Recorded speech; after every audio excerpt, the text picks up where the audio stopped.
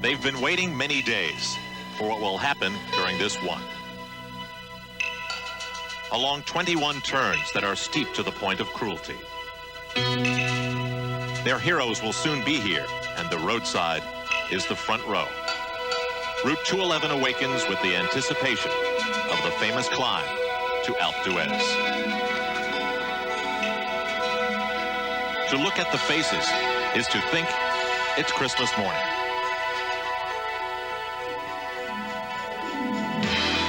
Thousands park at the ski resort on top and walk down. Thousands more do the reverse. Provisions have been made by some families to turn this into a little vacation.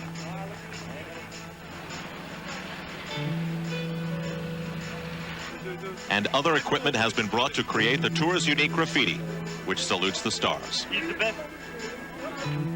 On this day, 500,000 people have come to this one mountain to see if history will repeat. The climb to Alpe d'Huez has been part of the tour legend since 1952. It has been the site of many significant events, especially in recent years and involving the current leaders. In 1983, Laurent Fignon claimed the lead of the race here, then went on to win and become the youngest winner since 1904. A year later, he did it again. In 1986, Greg LeMond and Bernard Hinault, a five-time winner, crossed the finish line hand in hand, putting Bish's team infighting behind them, setting up the Americans' eventual victory. Also that year, Pedro Delgado received news that his biggest fan, his mother, had died back in Spain. Not emotionally ready for Alpe d'Huez, he quit the race. A year later, he claimed the yellow jersey here for the first time, then lost by 40 seconds. Last year, he claimed the jersey here again and never gave it up. The French Alps in the southeast of the country is the site for stage 17, the most grueling stage of the tour. The route begins in the ancient fortress city of Briançon, eventually ending after the 21-turn climb to Alpe d'Huez. There is about 30,000 feet of vertical climbing in this stage, which includes Col du Galibier and Col de la Croix de Fer, the Iron Cross. Very tough stuff. Phil Liggett is at the finish. I'm standing on the finishing line at Alpe d'Huez of what is surely the hardest stage in this year's Tour de France. It's 6,000 feet above sea level, it's very, very hot, and the air is thin. 7.5 miles below me in the village of Bourg-d'Oisans, the climb begins. Between there and here, the road is linked by 21 hairpinning bends. Each one of those bends is on an average gradient of 18%. This undoubtedly the cruelest climb in this year's race. There's over 500,000 people on the slopes, most of them standing on a wide open plain about 3 kilometers from the summit, because they know that today the kill should be made in this year's race. Pedro Delgado's worn the yellow jersey twice at the top here, but no more important time than now for him to take the overall lead. If he doesn't lead this tour by the end of the day, then he will surely know he's lost it. Greg LeMond will fight all the way up here because he knows if he stays in touch with the leaders today, he'll win this race in Paris. On this morning of the climb to Alpe d'Huez, Greg LeMond has reached the point where he's relaxed and focused only when he's aboard his bike. 3 days earlier, his wife Kathy, expecting a third child in September, joined the tour, and today she will follow the peloton for the first time ever. Fignon, who manipulates the press, checks to make sure they've got it right. This headline reads, "Poker in the Mountains." Can Greg get any privacy at all? Not on this year's tour. Fignon, despite yesterday's problems, projecting confidence as always. Delgado, today is his last big chance. The Dutchman, Theunisse, they call him Geronimo. And Charlie Motet, his emotions, like his eyes, hidden.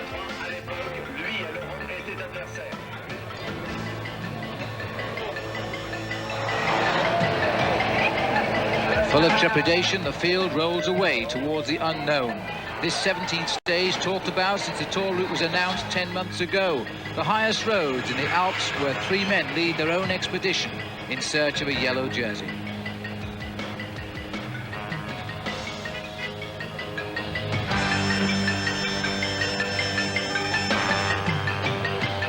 The mountains this day must be taken one at a time. The Col du Galibier is a wide road to the snow line where the riders may keep together, but then on the Croix de Fer it's narrow where the attacks can come. And finally, the steep slopes to Alpe d'Huez finish the race.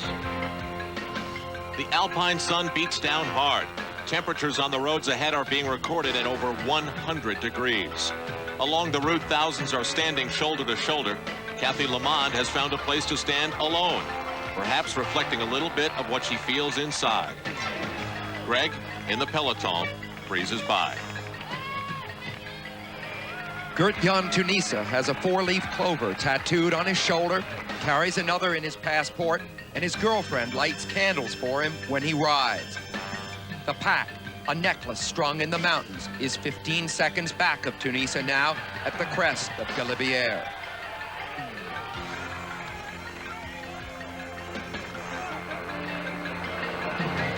Theunisse tested positive in a doping test last year. A driven man, superstitious, he never smiles.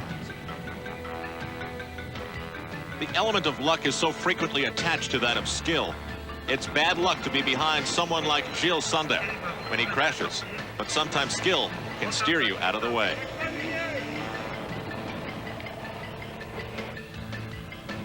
Theunisse, taking a drink here, has been joined after the Galibier by a raiding party. And behind him, Greg LeMond seems more worried about getting the right food on a difficult day. He makes a bad start in the pickup zone.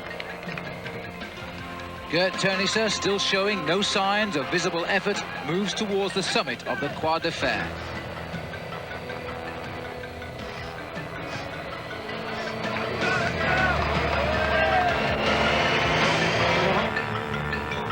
Lamond and Fignon for days have watched and covered each other's moves like a pair of sailboats on a tacking duel. On the road, in the press, every time they've met, they try to steal an edge. Charlie Motet, compact, organized, unemotional, goal-oriented, set his sights on becoming the world's #1 ranked rider this year and did it, displacing Ireland's Sean Kelly. When the Tour becomes Charlie's goal, look out. Andy Hampston, the Alps have been too much before, and they are again.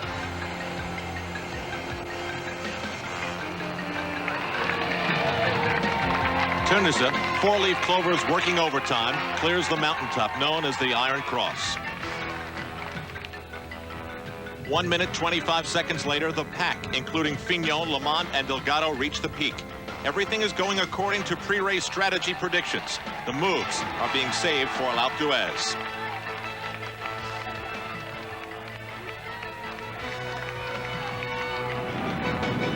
Rail-thin, Theunisse assumes tuck position. He is wearing the polka dot jersey awarded to the best mountain man in the Tour. So far, that's him. Greg LeMond grabs a moment to check in with José de Cauer, the team coach, director sportif.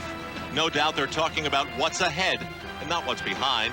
That is the 21 turns that lead up to Alpe d'Huez.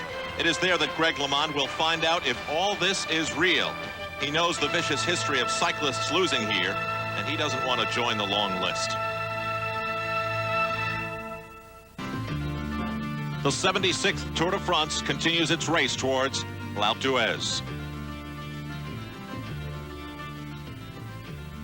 Theunisse is still 20 miles from the finish, 13 miles along relatively flat roads, but the last 7 miles, what miles they are.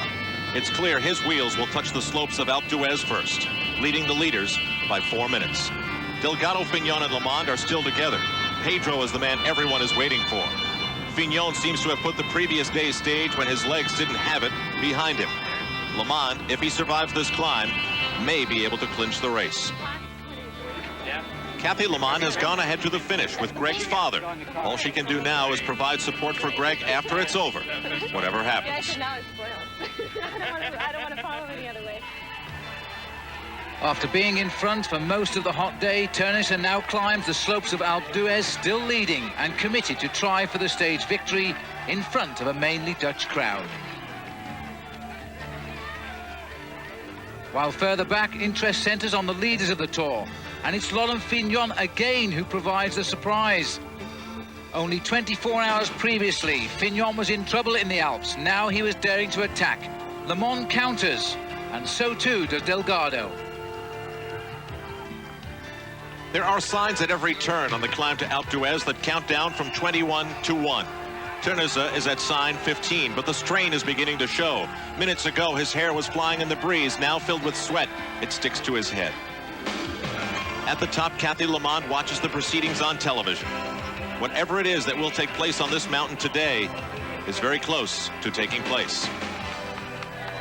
The leaders are still together, remaining 4 minutes behind Theunisse. The heat takes its toll, too, on men who are not racing now for the lead. A universal dream of greatness is that we push ourselves to the limit and can still be brilliant when the chips are down. But sometimes, the struggle kills the dream.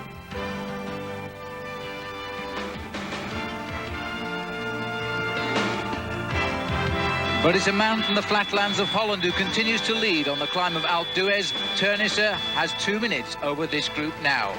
And even in rivalry, there's a survival pact. As first Lamond, then Fignon, then the rest share a drink. The turns on Alpe d'Huez are tough because they are steep and because they are so tight. Accelerating out of them takes its toll. Only 7 turns and 4 kilometers to the finish. The cheers of the 500,000 test the concentration. Suddenly, amongst the madness, Fignon decides it's time to break again. Delgado and Lamond are slow to respond.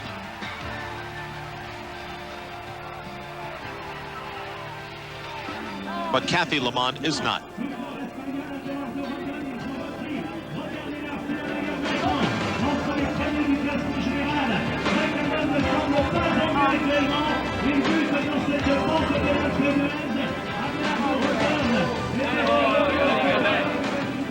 Her husband, alone now, Delgado too, having pulled away, is desperately trying to limit his losses. The emotions felt here are our own because a rider pushed this hard rides on instinct alone. For Gert-Jan Theunisse, the dream of the mountain climber's jersey seems safe. He wins the stage, the 8th Dutchman in 13 tries to do so.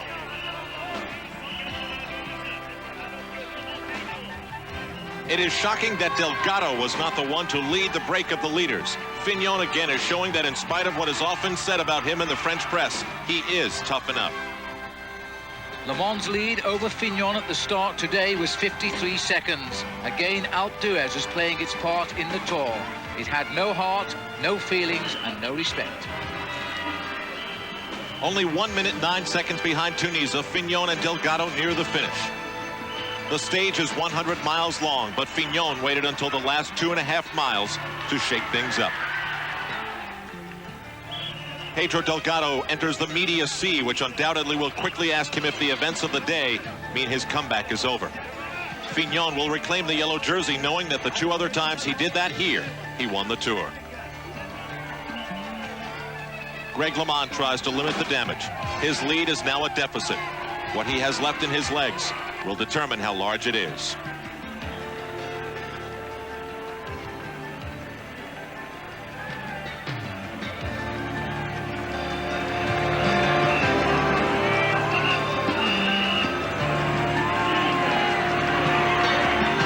He has done very well and will only trail Fignon by 26 seconds.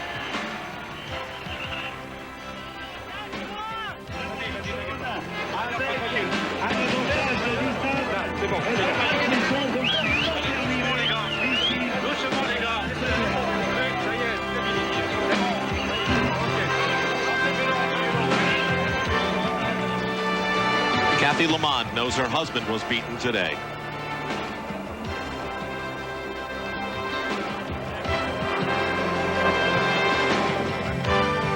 In stage 17, Gert-Jan Theunisse may have clinched the polka dot jersey awarded to the King of the Mountains, and that was his mission.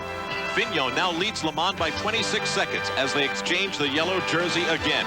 Andy Hampstead now trails by more than 26 minutes. His Tour de France may be over. Greg LeMond has 4 stages left. So it's not over yet. So it's going to be a better story when I win. The symbolic removal of the yellow jersey. Leading to French cheers, Fignon has not heard in quite some time as he puts it on again. Quite simply now, Greg LeMond must figure out just how he can get that shirt back. It's just one day. It's still not over. You know, I've got the time trial, and that's the way it goes. I didn't have as good a day as I'd hoped, but I think I raced a very good race. You know, it just that Fignon happened to be a little better than me today, and he took advantage of it.